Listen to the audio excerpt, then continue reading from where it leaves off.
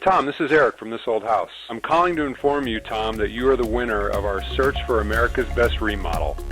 Oh, sure, that's outstanding. Yeah, That's great.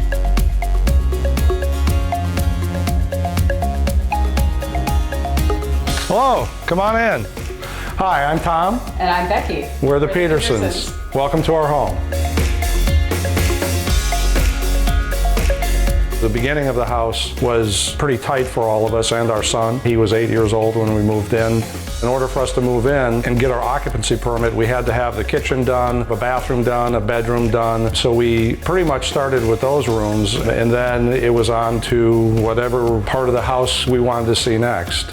We would go in and finish an entire room all the way down to hanging the pictures and putting the candles in. And that was really helpful because then you didn't feel as though the whole house was in an uproar.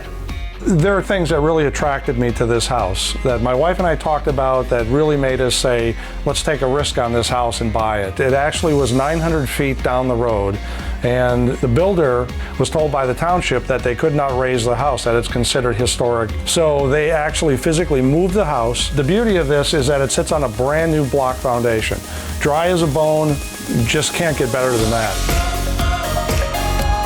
We're here in our kitchen. This room was central as far as a place for us to come together as a family. It was a great room for us to start with because you do so many things in your kitchen, and in many homes it's a central gathering point after a home is done. Really, with all of the equipment in the house, it was a construction zone. And it was 10 years of having just this central place. One of the things that I really love about the kitchen is that Tom designed it to look like furniture.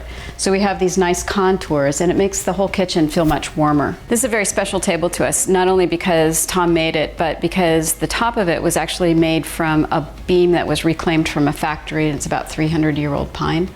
So you can actually still feel the sap coming up.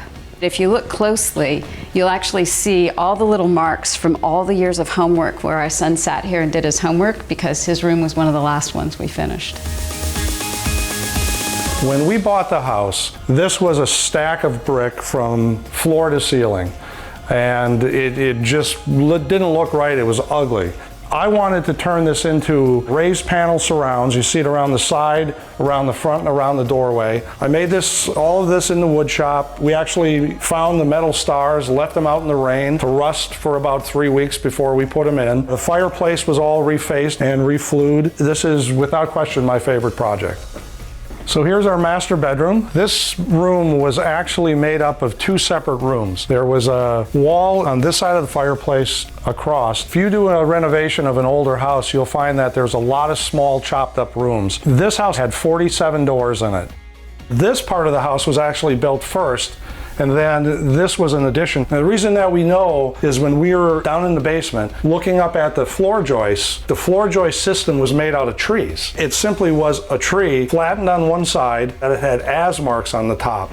We finish here with a dresser, and then that takes us into the master bath. We have a nice large shower. We have a double vanity. What we have is medicine cabinets and plenty of storage. Sun comes up over here, it's always just filled with light.